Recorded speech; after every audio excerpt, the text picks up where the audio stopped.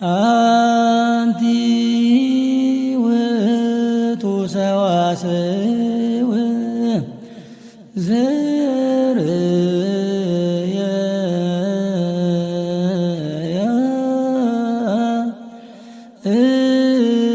እቆብ እምድር ዘይበስስ እስከ ሰማይ ወመላእክተ እግዚአብሔር የዐርጉ ወይወርዱ ውስቴታ ሰአሊለነ ቅድስት። በስመ አብ ወወልድ ወመንፈስ ቅዱስ አሐዱ አምላክ አሜን። ኣብ ዝተፈላለየ ክፍላት ዓለም ኮይንኩም ነዚ ፕሮግራም እዚ ትከታተሉ ነዚ ምስሊ እዚ ዝረኣየኩም ነዚ ድምፂ እዚ እውን ዝስማዓኩም እግዚአብሔር ኣምላኽ ጸሎትኩም ይስማዕ ሓሳበ ልብኩም የስምረልኩም። ናይ ኣምላኽና ናይ መድሓኒትና ናይ ኢየሱስ ክርስቶስ ፍጹም ሰላምታ በቢ ዘለኹም የብፃሕ። ሰላማዊ እግዚአብሔር ሰላም የብዝሓልኩም። ናይ ኣደና ቅድስተ ቅዱሳን እማ ኣምላኽ ድንግል ማርያም በረከታ ረድኤታ ኣማላጅነታ ኣይፈለይኩም። በዓል ክቡራንን ክቡራትን ህዝበ ክርስቲያን እዚ ትከታተልዎ ዘለኹም ሰዋስው ሚድያ እዩ። ሰዋስው ሚድያ ድማ ንሎሚ ሕፅር ዝበለ መብራህርህን ንቅሓተ ህሊናን ቃል ኣምላኽን ኩሉ ዘጣመረ ሒዝልኩም መፂኡ ኣሎ። ንሱ ዝኾነሉ ድማ ብጣዕሚ ልብኻ ዝትንክፍ ከምቲ ኣብ ኣርእስቲ ዝረአኹሞ መእተዊ ቃል እውን ዝኾነና ሓደ ሓውና ዝተናገሮ ኣሎ። ንሱ እንታይ ድብል ናይ ቀደም ሂወተይ ይናፍቕ ድብል እዩ እምበኣር ንሱ ዝበለ ሓውና ኢለ ዝፅውዖ ዘለኹ ሽሙ ስለ ዘይሓዝክዎ እዩ። ኣብ ዝሓለፈ 2-3 መዓልቲ ኣብዚ ሚድያና እውን ሙሉእ ትሕዝትኡ ኣመሓላሊፍናዮ ነርና ኢና። ብዕለት 18 ወርሒ ሰነ 2017 ዓመተ ምህረት ኣብ መቐለ ሃገረ ስብከት ብብፁዕ ኣቡነ ኢሳያስ ዝምራሕ ስብሰባ ተኻይዱ ነይሩ። ምእመናን መናእሰይ ኣሕዋትና ዘሳተፈ ማለት እዩ። ካብቶም መናእሰያት ሓደ ድማ ዝተዛረበ ቃል ነይሩ። ምክንያቱ ሽዑ ዝነበረ ስብሰባ ንኩሉ ግዜ እውን ክድገም ዘለዎ ኢልና ዘመስገናሉ ናእዳ ዘቐመጥናሉ ኣብ ልዕሊ መናእሰይናን ኣብ ልዕሊ ሃገረ ስብከትን ማለት እዩ። ስለዚ በላሕቲ ዝኾኑ መናእሰይ ዝሓተትዎ ሕቶ ግሩም ዝኾነ እዩ። ካብቲ ዝተሓተተ ሕቶ ግን ጣዕሳ ዝተመልኦ ኣንፀርጥሮት ዝተመልኦ ምረት ዝተመልኦ ሕርቃን ዝተመልኦ ዘቕረቦ ሓደ ሓውና ኣሎ። ብጣዕሚ ልቢ ንደለዎ ሰብ ልብኻ ዝትንክፍ እዩ፣ ልብኻ ዝሰብር እዩ፣ ሕሊናኻ ብጣዕሚ እዩ ዘሕዝን። ብፍላይ ከም ኣገልጋሊ ቤተክርስትያን ኮይንካ ክትሪኦ ከለካ ምእመንና ብኣና ማዕረ ክንደየናይ ከም ዝሓዝን መናእሰያት ብኣና ከመይ ከም ዝውህዩ ብጣዕሚ ዓብዪ ነጥቢ እዩ ኣቐሚጡ ከይዱ ዝሓውና። እምበኣር እስኪ ንርእያ እንታይ ዓይነት ቃል እያ ንሳ ብዛዕባ እንታይ ኢኻ ትብል ዘለኻ? ካብዚ ኸ እንታይ ኢና ክንምሃር? እሱር ኸ እንታይ ኢና ክንነቅሕ? ንሕና ደነነት ፀናንዕ ዳኣልና ይንደሊ እምበሪ ከምዚ ልብኻ ዝሰብር ዶ ሕሊናኻ ዘድክም ዶ ትብለና ዘለኻ እንታይ እዩ ትብሉ ትኽእሉ ኢኹም። መወዳእታ መፀናንዕን ሕሊናኻ ዘዕርፍን ልብኻ ዘተርክስን እዩ እቲ ቃል። እቲ ሓውና ዝተዛረቦ እስኪ ንስምዖ እሞ ናብ ትንትንኡ ክንኸይድ ኢና። ናትማሊ ህይወተይ ይናፍቕ ትማል ዝዓውደሉ ዝነበሩ ናትማሊ ህይወተይ ዝናፍቕ ቅድሚ ሰንበት ትምህርቲ ቤት ጆይን ምግባረይ ማለት እዩ። ምክንያቱ ድሕሪኡ ዝረኸኽዎ ምንም ማለት ካብ ቂሚ ምንም ብዙሕ ነገር ማለት እዩ። ቤተክርስትያን በቃ ለኾነ ልሙን ንጓርሽ ካብ ዝኸብደካ ሰንሲ ገበረካ ውሽ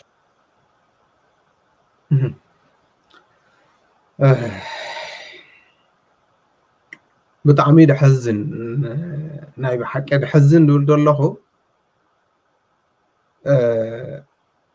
መናእሰይ ኣሕዋትናሲ ማዕረ ክንደየናይ ካብ ቤተ ክርስቲያን ካማና ካብ ኣገልገልቲ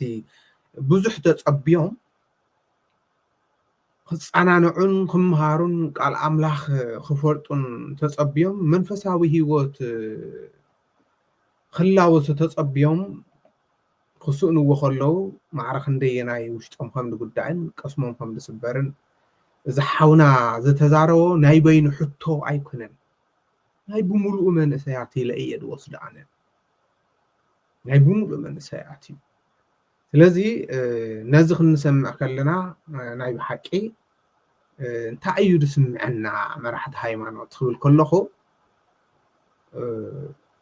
ሕፍረት እዩ ዝስምዐና ናይ ብሓቂ ሕሊና ዘለዎ እዚ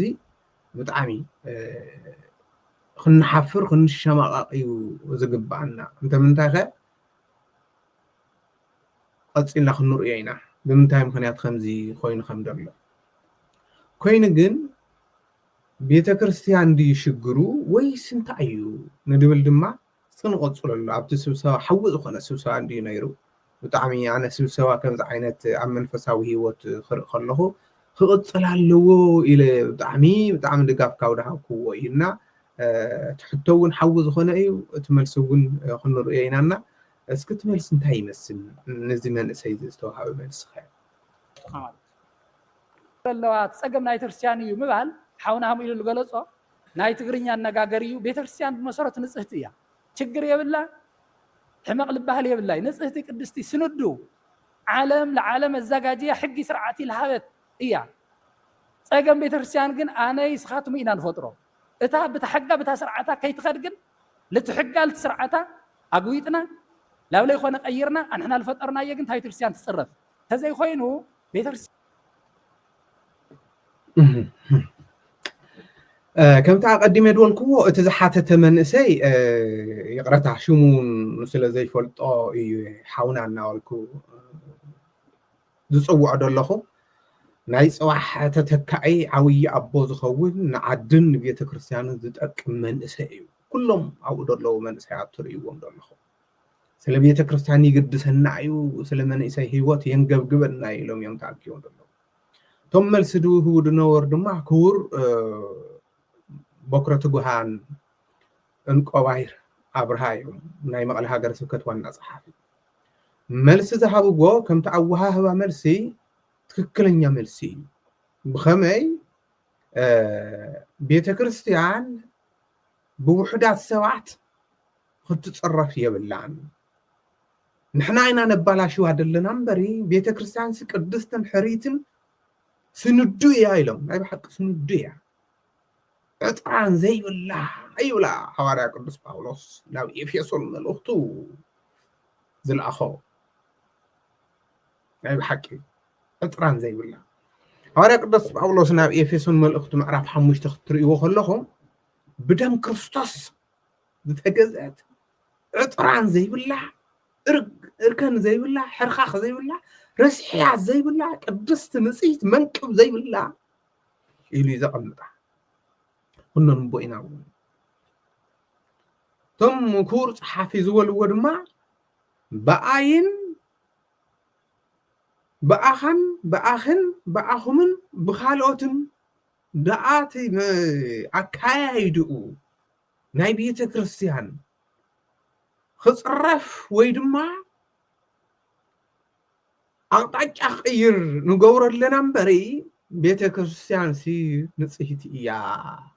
إلهم تزاريا نزينا بيوصلنا مسلكم كورات حواتي أب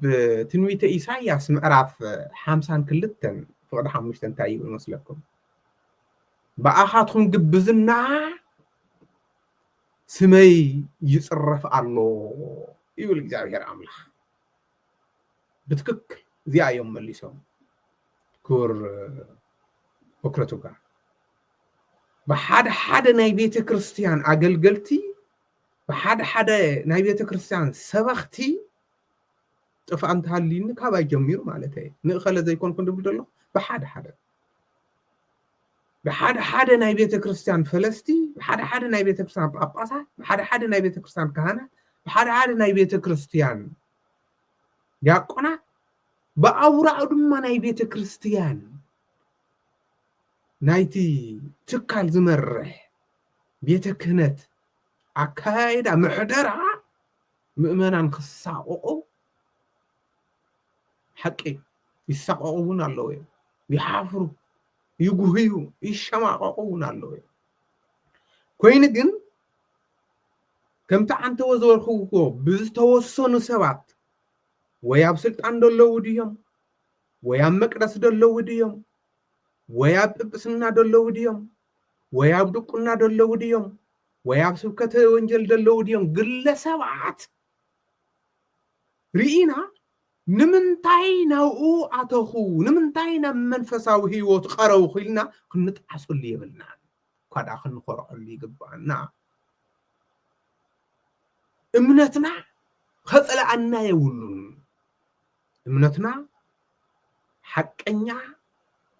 قط زبله حفت زيبلو كاب كريستوس ኢየሱስ ዝረኸብናዮ በሐዋርያት አቦታትና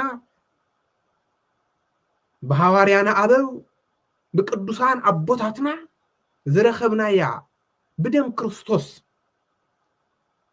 ዝድሓናሉ ህይወት ንነውረሉ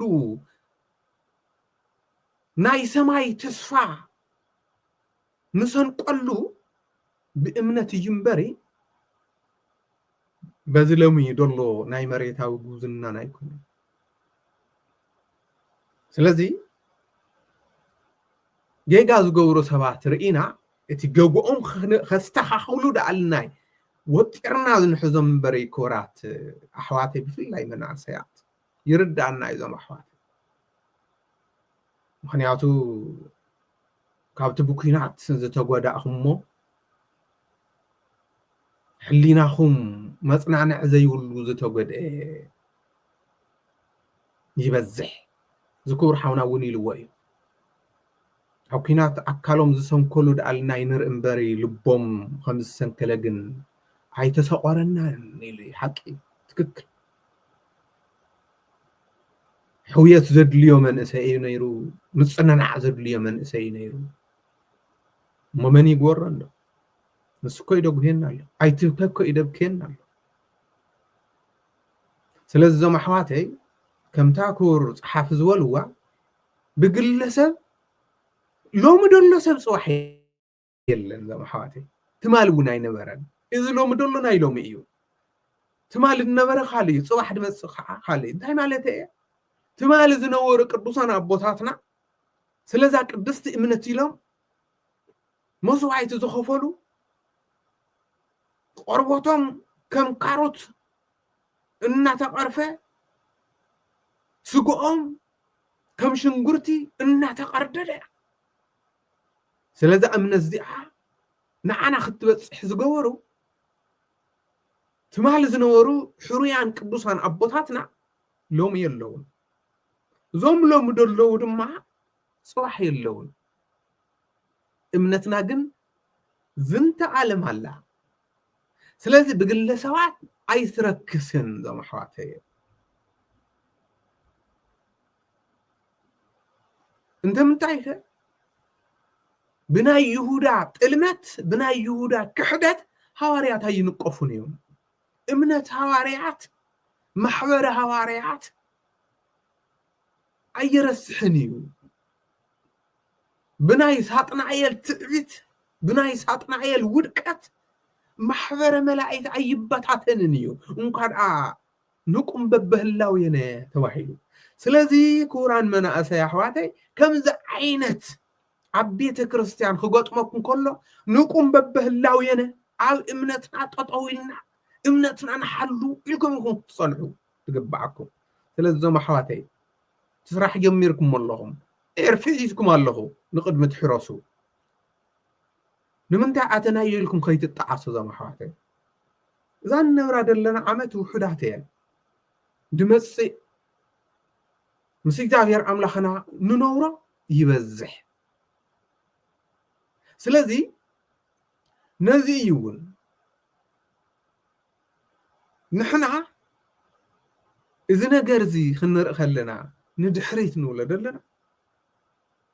ኣብዚ ዘሎ ዘመን ዝነበርናዮ ህይወት ተሓወይ ገምጾ ከም ኣብነት ዝበሎ ናይ ኩሉ ህይወት እንዲ ሓደ ሓደ ኣገልገልቲ ኩሉ ሰብ ገዝኡ ኮፍ ኢሉ ሓደ ሓደ ኣገልገልቲ መንእሰያት ተበቲኖም ህዝብና ተበቲኑ እንዲ እዚ ድማ ካብ ቀደም እናተዛረብና መፂና ኢና ቤተ ክርስቲያን ናይ ምእመናን እያ ብውሑዳት ሰባት ቁፅፅር ትኸውን የብላን ናበልና እናተዛረብና መፂና ኢና ብፍላይ ብኣካል ብቐረባ ኣብ ዓውደ ምህረት ክነምህር ከለና ትፈልጥዎ ኢኻ ዋናኣ ንቤተ ክርስቲያን ምእመን እዩ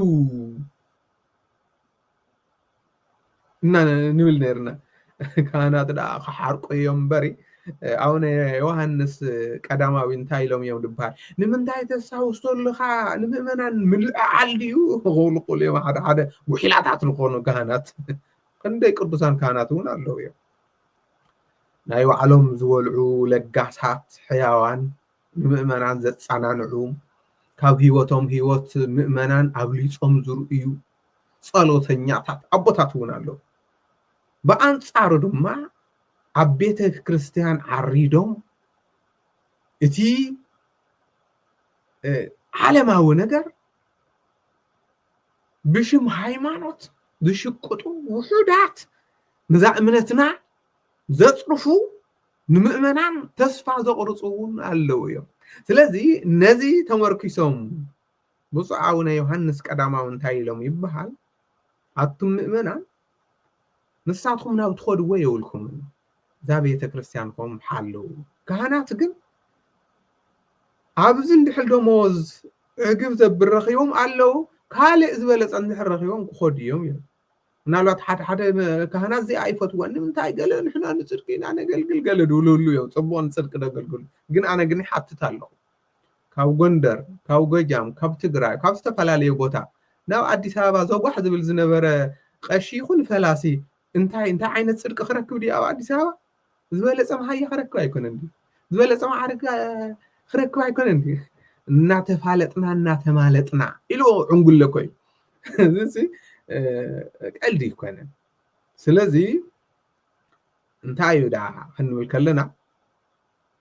ከምቲ ጎይታና መድሓኒና ኢየሱስ ክርስቶስ ምእመናን ኣሕዋተይ እንታይ ድዩ ኢሉ ኣብ ማቴዎስ ወንጌል ምዕራፍ 21 እንደረእይዎ ናብ ቤተ መቅደስ ኣትይኮ ብጭጉራፍን ብሸሞጥን ኮ እዩ ኣባሪርዎ ቤት የሴ ቤተ ጸሎት ትሰመይ أنتم السرسيكم وبعد تفعات قيلوا بيتيسي بيت صلوت يا تبهال نساتكم جن بيت شفت حجوركم واحد إلى أباري روا أمو نصد عمو نفريساويان كو يزبله نحن كنا يحدث كدان كهنات كإنا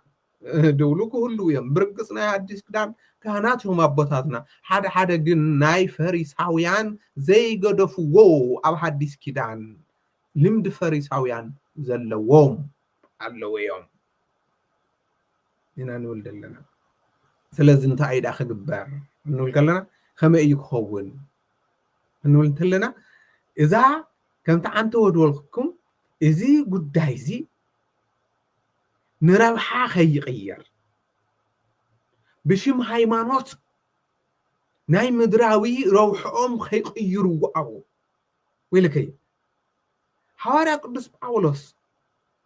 نتميتيوس زصحافو لو قداماي تيموثيوس معرف شدشته اسكري وكف قد حمشته انتي دي هايمانوت مدرب حاجيرهم زطقملو علو يموكاو رئسخا حلو كوي ويدما مهارن معدن بقنعنا تمالالس يل كوي زما سلازي بهايمانوت غداياتهم ناي قلد روحهم زغورو علو يم سلازي اذا خطر يخلكم منا ቤተ ክርስቲያን ገዲፍኩም ንምንታይ ኣተኺልኩም ትጣዓስሉ ዘይኮነሲ ክትሕገሱሉ ኣብዚ ክልተ ሰለስተ መዓልቲ ሓንቲ ክብርት ሓፍትና ኩላትኩም ትፈልጥዋ ኣብ ሰዋስው ሚድያ ኣቕሪብና ነርና ሰዋስው ሚድያ ኣብ ታሪኩ ተሓፍትና ንሳ መበል ካልአይቲ ጓል ኣንስተይቲ እያ ኣብ ሰዋስው ሚድያ እንተርከብ ዝገበራ ደቂ ኣንስትዮ ማለት እዩ ስለዚ ንሳ يودي تحفتنا يودي تحدث يقرأ يودي دستا سلازي نسا خمئية كل قدفة بلاتو تواسو قدفاتو فيلم مسرح كل قدفاتو نام من تعاتي الله تري والله نام من فساويو أو تنترواتهم ريخم نابو بممسع كل قدفانا وبممسع دما تحواسن ناي منفس رقعات حني يسمع دلو أحواتنا دما كوم خسمعكم يدغبا ناي تمال هيوتكم زنبره صبق ندحل كوينو ክትቕፅሉ እምበሪ ዝነበረ ተኣይስሙ ድናፍቐሉ ክትብሉ የወልኩምን እንተምንታይ ኸ ኣብ ዝዓለም እዚ ፅቡቕ ኣሎ ሕማቕ ኣሎ ኣብ መንጎ ሃዋርያት እውን ይሁዳ ተረኺቡ ኣብ መንጎ መላእክት እውን ሳጥናኤል ተረኺቡ ግን መኖም ይበዝሑ እዩ ስለዚ ኣብ መንጎቶም ሕሩያን ካህናት ኣብ መንጎቶም ብፁዓን ቅዱሳን ኣቦታት ሊቃነ ጳጳሳት ኣብ መንጎተን ቅዱሳት ኣዴታትና ኣብ መንጎ ኣሕዋትና ኣብ መንጎ ኣያታትና ድማ ሓደ ክልተ ኣይስኣኑን እዮም ንቤተ እምነት ዘፅርፍዋ ነገር ግን ንሳቶም ሎም ኣለዉ ፅዋሕ ኣለዉ ቤተ ክርስቲያን ድማ ከምዚ ግበሩ ኢላ ኣየ ምህረትናን እያ ሕማቕ ግበሩ ሱራቁ ዓመፁ ኢላ ኣየ ምህረትናን እያ ንሳቶም ካብዚ ናይ ቤተ ክርስቲያን ትኸዶ ስርዓት ኣስተምሮ ወፃኢ ሽፍትነት እዮም ዝገብሩ ዘለዉ ስለዚ ከምኡ ኢልካ ትኹም ቤተ ክርስቲያን ክትሕሉ ጠበቃ ክትኾኑ እዩ ዝግባእ ኣብ መፅሓፍ ቅዱስ ክምልስ ንበል ዞም ኣሕዋተይ እየ መጽሐፈ ሳሙኤል ቀዳማይ ሳሙኤል ማለት እዩ ምዕራፍ 2 ካብ ፍቅዲ 22 ስክንረአዮ እንታይ ድዩ ነይሩ ታሪክ ዞም ኣሕዋተይ ያው ኤሊ ዝበሃል ካህን ነይሩ ሊቀ ካህን ስለዚ እቲ ሊቀ ካህናት ምስ ሸምገለ ምስ ኣረገ خجلجل أبزي خلول درجة مسبسحة نعون تكيهم نولدهم ولادهم تكيهم عفنين فينا حسن زبالة خلت تدقوا يوم زجلجل نيرهم بيت عمله عفنين وفينا حسن ما قدي أبو ما يكونون زخطون نيرهم أبو عيو أب إسرائيل كنت فتاو كهنيو دق جنكم ما ينورن انتهي يقولون نيرهم تهيلكمني إتعوذ سرق وزنورو እታው ሕማቅ ነገር ዝገብሩ ወዱ ነበሩ እታው መስዋዕት እግዚአብሔር ተባሂሉ ዝሓርም መስዋዕት ንዋዕሎም ዝወስድዎ ዝነበሩ እሞ የጽንሐልና ሕሉፍ ሓሊፎም ቤተ ኣምላኽ ክሰግዳ ጸሎት ከብጽሓ ዝመጻ ደቂ ኣንስትዮ ኣብቲ ቤተ ኣምላኽ ይደፍርዎን ነበሩ ይድብል ቃል ብቃሉ አንብብዎ ይዕምጽዎን ነበሩ ይብል ተናን እስትድማ ዋ እዝን ዝዳ ኣብ ገዛና ማዓሲና ይብለን ቤተ ኣምላኽ ምኻድ ገደፍኦ ይብል ምእመናን እዚኦም ረኺቦም ደሎ ኣቦታት ሓደ ኣቦታት እቲ ኣብ ደገ ዝርእይዎ ምእመናን ኣብ ደገ መንእሰይ ብዙሓት እዮም ዝርእዩ ምስ ብዙሕ ስለ ዝራኸቡ ንሱ ይኣክል እንታይ ኢሎም ቤተ ክርስቲያን ከፃናንዕና እዩ መንፈሳዊ ህይወትና ክሕድሶ እዩ ናብ ቤተ ክርስቲያን ንክመፁ ከለዉ እቲ ንሳቶም ፈንፊኖሞ ዝገደፍዎ ሕማቕ ግብሪ ካህናት ኣገልገልቲ ቤተ ኣምላኽ እናሰርሕዎ ክርእዩ ከለዉ ሓቆም እዮም ናይ ቀደም ህይወት ይናፍዩ ዝኽብሉ እኮ በቲ ሓደ ዓይኒ ክንሪኦ ዘለና እኮ ናይ ብሓቂ እስራኤላውያን ኣንስቲ እውን ከምኡ እየን ገይረን ናብ ቤተ ኣምላኽ ምኻድ ተሰጠጦ ኣቢሉ ኤሊ ደቅኻ ምኸር ተባሂሉ ነገር ግን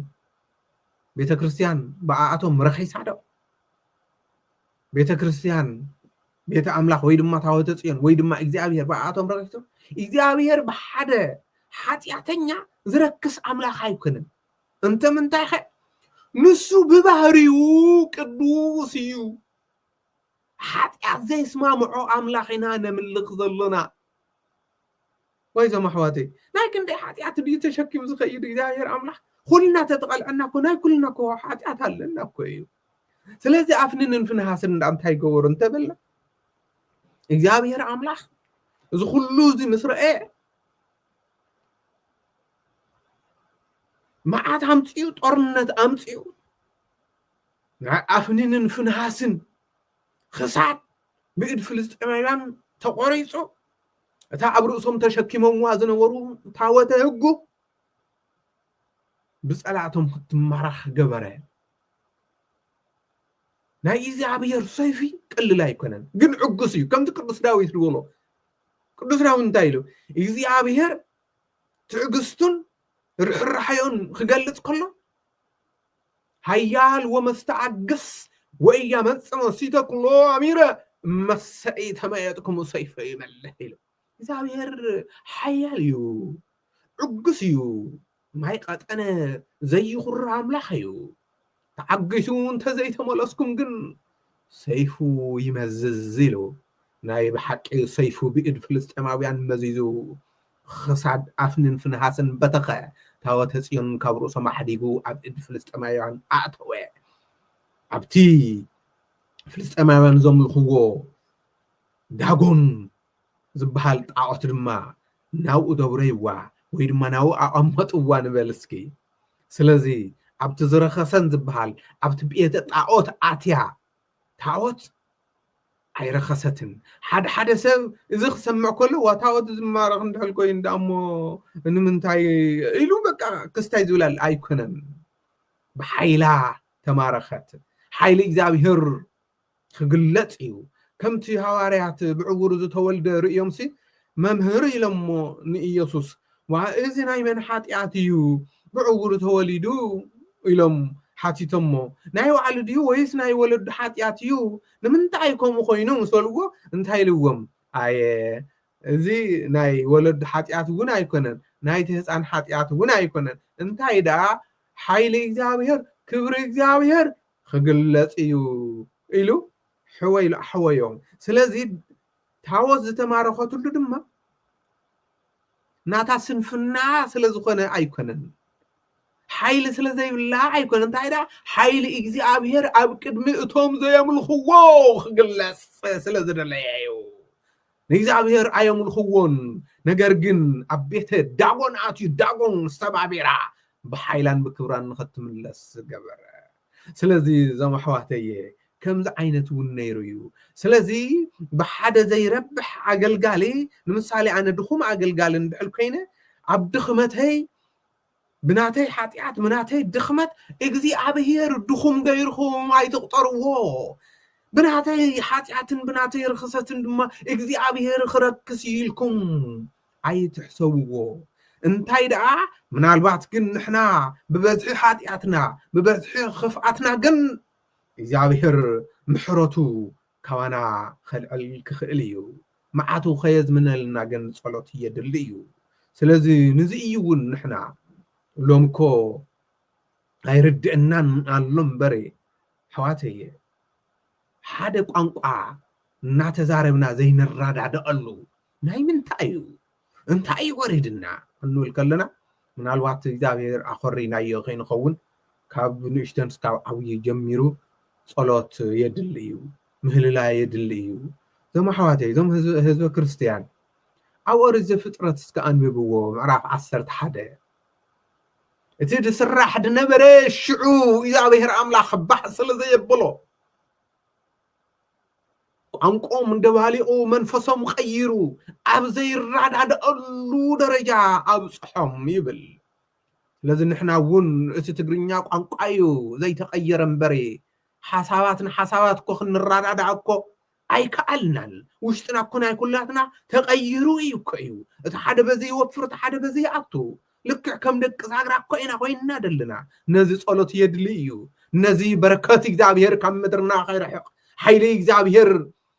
ካባና ከየግልስ ቅልጽም እግዚኣብሔር ከይትኸብደና ኣብ ልዕሌና ከይትተርር እዚ ጸሎት የድሊ እዩ ነገር ግን እምነትኻ ዝቀይር እምነትኻ ዘጽልእ ግን ኣይኮነን መናእሰይ ኣሕዋተይ እምበር እዚ ንብሎ ዘለና ንቅሃተ ህሊና እዩ ድበልናዮ እንታይ እዩ ኣብ ምንታይ እዩ ክንነቅሕ እንድሕል ኢልኩምና ብሓደ ሰነፍ ኣገልጋሊ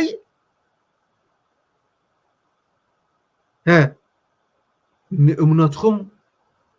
ከይተነኣቅስዋ ኣብዚ ሰሙን ዝውረ ዘሎ ማሕበራዊ ሚድያ ትርእይዎ ኣለኹም ቅድሚ 15 ዓመት ዶፊርኒ ኢላ ኣብ ሶሻል ሚድያ ማሕበራዊ ሚድያ ወፂኣ ኣላ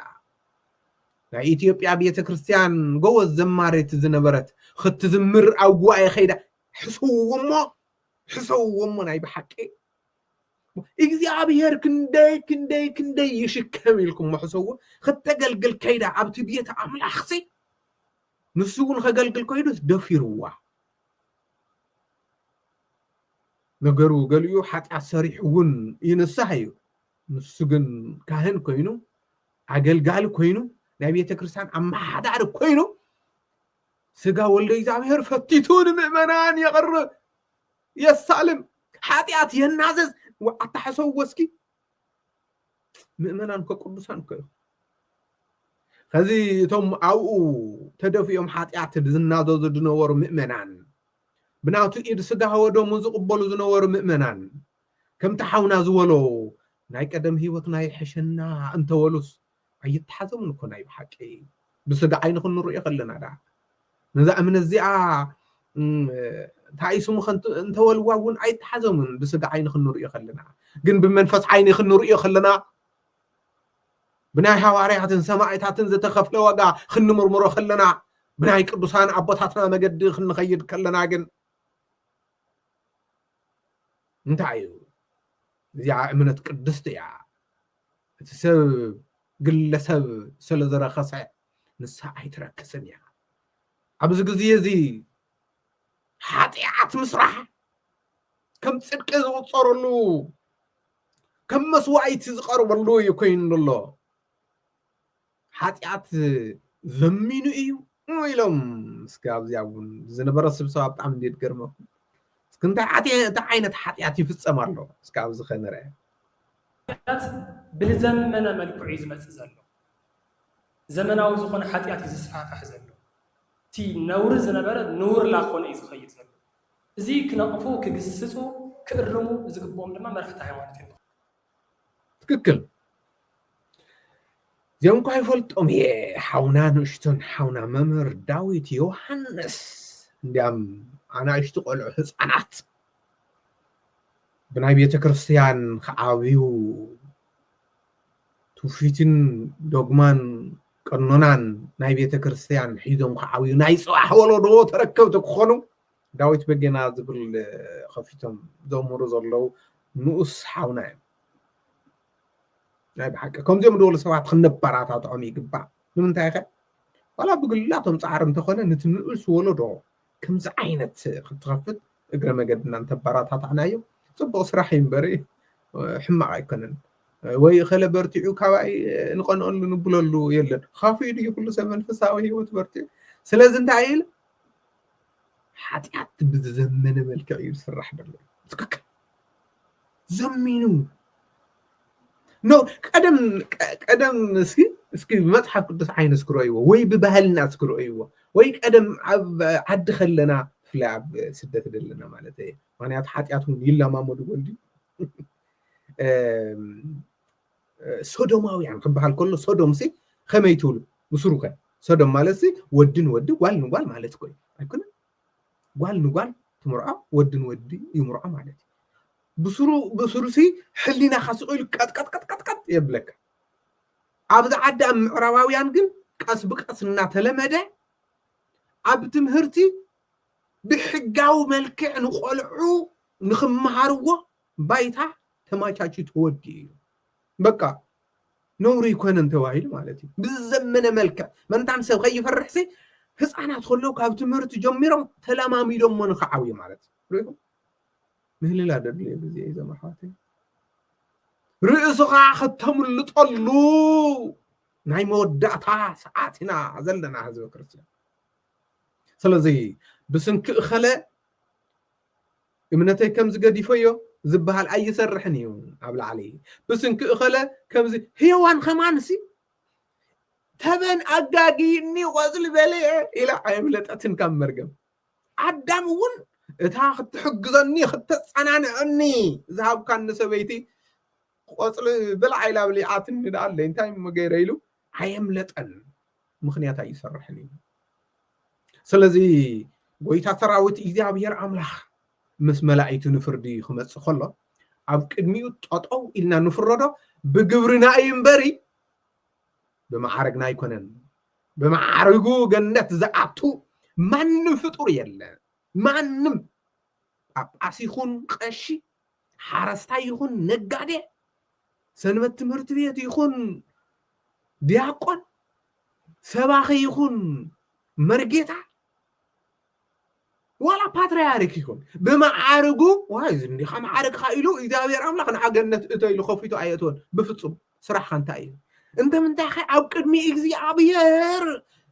اتا نفسيات فرد مبري اتا معارق ايكون اتا معارق ناي سغا ايو እግዚአብሔር አምላኽ ድማ እታ ብዶሙ ንገዝኣ ነታ ማዓርግ ዘይኮነት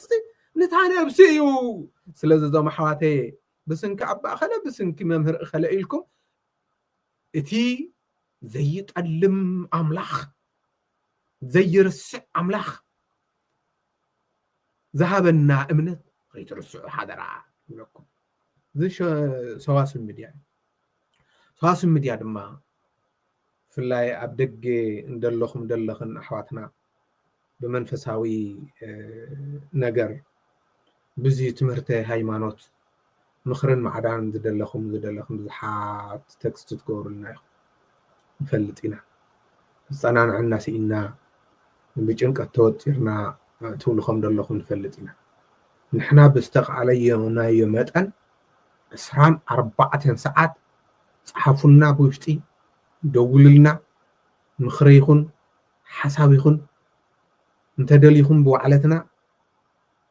ካዋና ብላዕሊ ዘድሊ ካልእ እንተስ ናይ ንስሓ ጉዳይ እንተስ ናይ ጳጳስ ጉዳይ እንተስ ናይ ቤተክርስትያን ሕቶ እንተ ዝኾነ ነገር እንተስ ምስደለኹሞ መንፈሳዊ ህይወት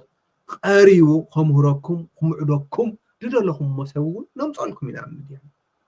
ስለዚ ኣይዘኻትኩም ዞም ኣሕዋተይ ኣይትጨነቁ እግዚአብሔር አምላኽ ንሃዋርያት እንታይ ድይልዎ ኣነ ክኸይድ ክብሎም ከሎማ ተጨኒቆም ብጣዕሚ ተጨኒቆም እንታይ ኢልዎም ድሕሩ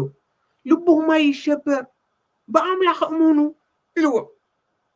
መሕደሪ ከማቻችወልኩም እየ እኮ ድኸይድ ዘለኹ ኢልዎም ስለዚ ኣነ እንተኸይደ እዩ ዝሐሸኩም እንደምንታይ ኸ ኣነ ምስከድኩ እቲ ካባኹም ዘይፍለ መፃናንዕ መንፈስ ቅዱስ ክሰደልኩም እየ ኢልዎም ስለዚ በኣይ እመኑ ዝበለ ጥቕሲ ኣብ ዮሃንስ ወንጌል ምዕራፍ 14 ኣንብቡ ልብኹም ኣይሸበር ዝበለ ጥቕሲ ኣብ ዮሃንስ ወንጌል ምዕራፍ 14 ኣንብዎ እሞ ልብኹም ፀጉኑ ዞም ኣሕዋተይ ኣብ ሰብ ኣይትመርኮሱ ኣብ እግዚኣብሔር ተመርኮሱ ውክልናኹም ኣብ እግዚኣብሔር ይኹን ዞም ኣሕዋተይ እምበኣር መናእሰያት መቐለ ብጣዕሚ ኢና ነድንቐኩም ብጣዕሚ ዘልዐልኩም ሕቶ ንምንታይ ኢና መናእሰይ መቐለ ንብል ዘለና እቲ ሕቶ ስለ ዘልዐሉ እምበሪ ናይ ካልእ ኣይነድንቕን ማለት ኣይኮነን ግን እቲ ሕቶ ኣብቲ ዘልዐልዎ ወጢሮም ሒዞም ክቕፅል ኣለዎ ሃገረ ስብከት መቐለ እውን ብጣዕሚ ኢና ነመስግን ከምዚ ዓይነት ምስ መንእሰያት ጀመርካትሞ ግን ሓደራ ትቋረፅ የብለን እኳ ደኣስ ናብ ኣጥቢያ ትወርድ ኣለዋ እኳ ደኣስ ናብ ገጠራት ትኸይድ ኣለዋ እኳ ደኣ ስብከተ ወንጀል ክስፋሕፋሕ ኣለዎ እኳ ደኣ ናይ ከምቲ ሓውና ዓዲ ተዛረቦ ኣብ ውሽጥና ተሰቂርና እንታይ ንገብር ኣለና ምንተ ንግበር ኢልካትኩም ክትሰርሑ ብዛዕባ ምእመናን እንታይ ክንገብር ኣለና ኢልኩም ክትሰርሑ ሰብ ሙሉእ ተስፋታትና እንተንብሎም ግን ኣብ ዝወዲና ኣለና ዝምሃረና ዝገሰፀና ዘፃናዕንዐና ዝመኸረና እግዚኣብሔር ኣምላኽና እዩ ሰዋስው ሚድያ ድማ ሰዋስው ኮይኑ ሰዋስው ማለት መሳልያን መዳያዩ እሞ ካብ ኣቦታትና ናባኻትኩም ካብ መፅሓፍ ቅዱስ ናባኻትኩም ካባኻትኩም እውን ናብ ኣቦታትና ሕቶ እንድሕላልዩ ዘመላለስ መንፈሳዊ ብሕታዊ ሚድያ እዩ እሞ ሸር ላይክ ሰብስክራይብ እናገበርኩም ኩሉ ሰብ ክፀናንዐሉ ኩሉ ሰብ ክመሃረሉ መንፈሳዊ ሂወቱ ክዓብየሉ ክጥንክረሉ ብፍላይ መናእሰይ ካብ ከምዚ ዓይነት ተስፋ ምቁራፅ ንክወፀሉ ኣጥቢቕና ክንሰርሕ ኢና እሞ ናብ ኩሉ ኣመሓላልፎ ወስብሐት ለእግዚአብሔር ድሓንኩም ኣሕዋተይ